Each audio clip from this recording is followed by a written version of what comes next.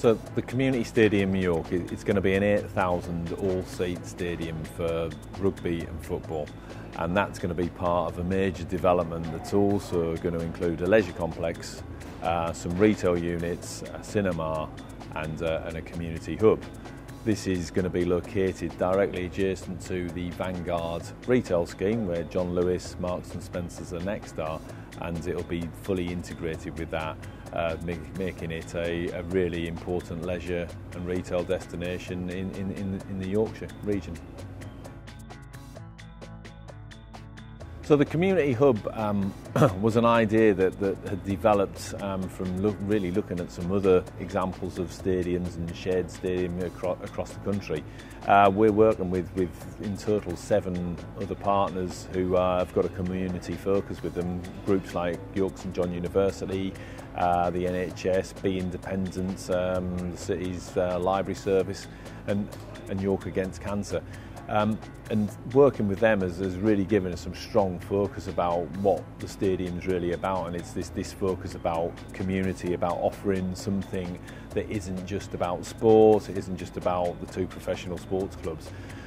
One of the things that particularly inspired me was the idea about working with the NHS and physiotherapy, and the idea that we could bring physiotherapy into somewhere which is about health and sport and learning, and taking it out of a hospital, which the focus is more about people going there because they're ill, and physiotherapy is so much about rehabilitation and striving to become fit and able again. And we just think it's a fantastic place for it to be, because it's going to be between a leisure centre and a sports stadium, and what better place to go to be motivated about getting better. York is fantastic for, it's so well known for historic issues, its architecture, it's a major tourist destination, but from a sporting perspective it really is under par when you compare it against other cities of its size. And this is one of the major aims that we've had all along, is to try and create something which is an inspiration for children, so they can have some role models, they can aspire to play at a stadium like this. It's hugely important for the clubs. Yeah, as part of the stadium, one of the key drivers for us was to make sure that there was a real gathering and central point for fans. To make sure that also that when they came to games, they did actually come to the stadium, they felt it was their stadium, it was somewhere they could congregate. So we've created a fan zone within the main concourse, of which fans can turn up before a game, they can watch clips of games. So it would be a large area with TV screens, with bars and cafe area where you can go and get a drink before the game, you can speak to your friends.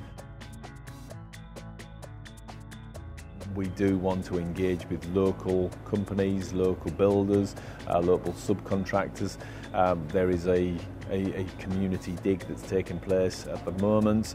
The whole focus of that is we're trying to engage with schools, we're trying to engage with local people, to try and understand some of the history of the site, because there is a very colourful history. We have a website that we've got dedicated to the Community Stadium project. It has a lot of information there regarding what's going to be built, all the other aspects regarding the project. There's a forum on the site of which we encourage people to get involved, ask questions, and hopefully we can help people with that. You can follow us on Twitter and Facebook. And our aim here really is to get as many people involved to understand a little bit more about the project, to engage with us and help us shape the final stages of it. So if you want to get involved, just look on the website or search us on Twitter. We're there.